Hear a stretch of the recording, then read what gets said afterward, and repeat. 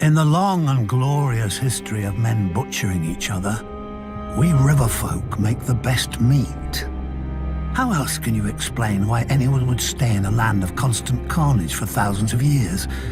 If it wasn't the first men killing the children of the forest here, it was the Andals killing the first men and then each other. Even when the Riverlands finally united behind the kings of House Justman, the unusual silence of peace attracted the Storm Lords, Westermen, and those bloody Arnborn to try and take our grain, gold, and women. The problem is, and has always been, that the Riverlands have no natural defences. Unlike the North, we don't have the neck to keep invaders waist-deep in muck. Unlike the Vale, we don't have mountains with narrow passes easily defended by stable boys with slings.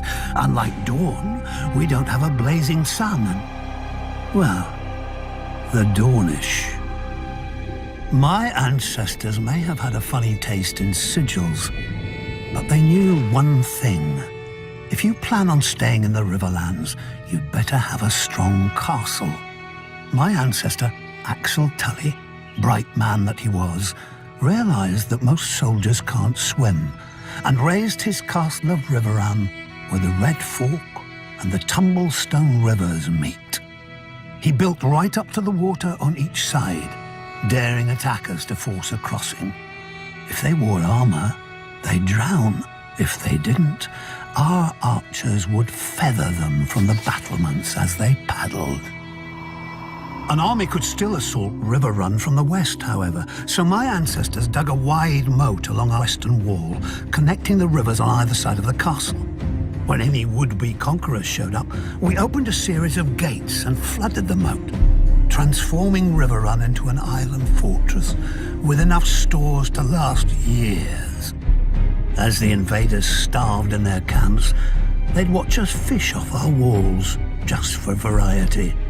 And because we were bored, eventually they all skulked home.